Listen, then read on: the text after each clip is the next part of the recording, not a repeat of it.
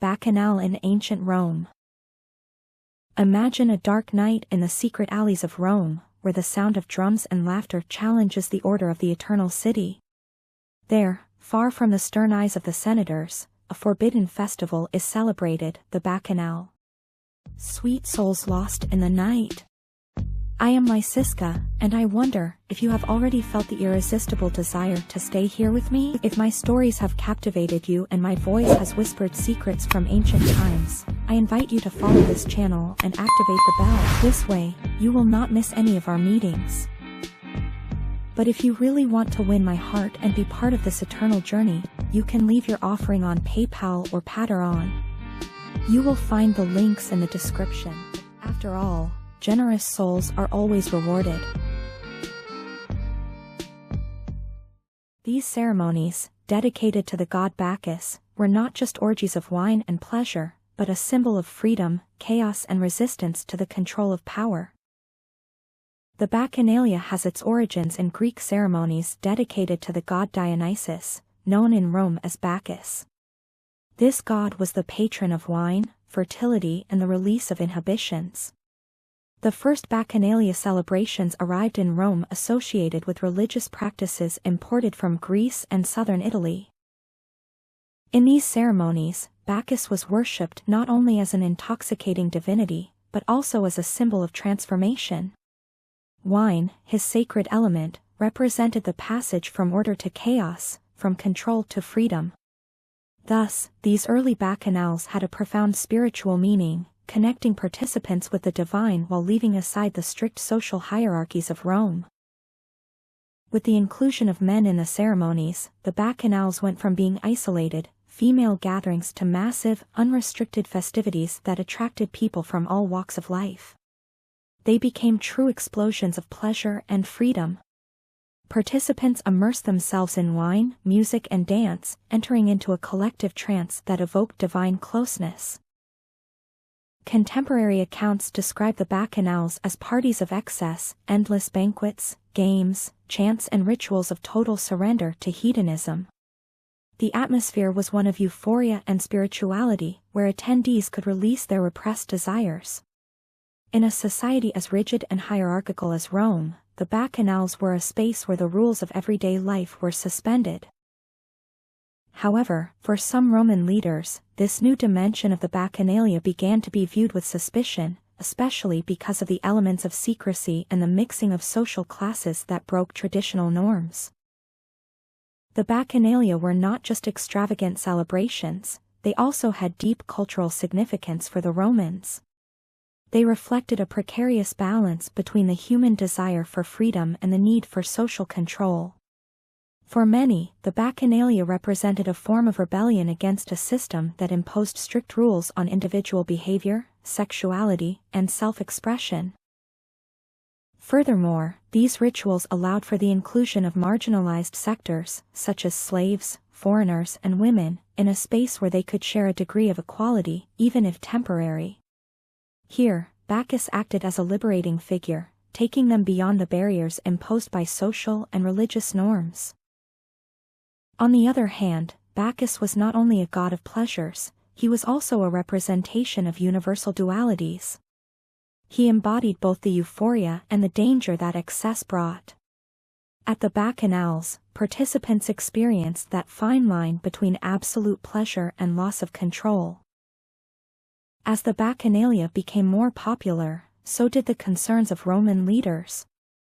For the conservative elite, these festivities represented a direct threat to the stability of the Republic.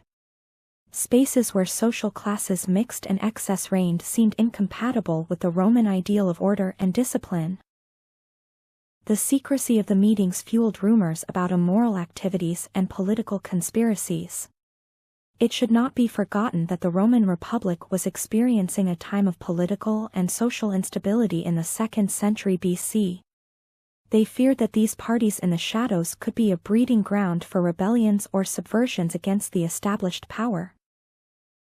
Moreover, the accounts that reached the Senate were tinged with exaggeration. The Bacchanalia was said to feature acts of perversion, human sacrifices and even rituals intended to conspire against Rome. Although many of these accusations were unfounded or distorted, the climate of paranoia was evident.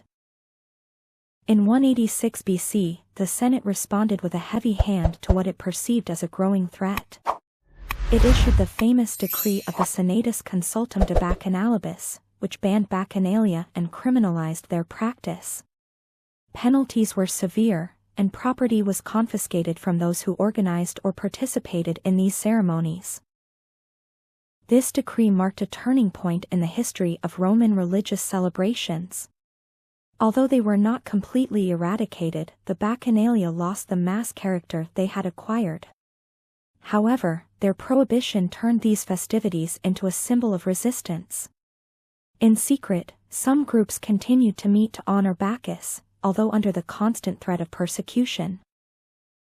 On the other hand, this repression also reflected a key moment in Roman politics, the conflict between rigid traditional morality and new trends that sought to express greater personal freedom and cultural diversification. Despite its ban, the spirit of the Bacchanal never entirely disappeared. Bacchus' influence as a spiritual and cultural figure continued to be exerted throughout time. His image as the god of wine, revelry and liberation remained engraved in the minds of the Romans, appearing in art, literature and even in the masquerades of later times. The legacy of the Bacchanal helps us better understand the values and contradictions of Roman society.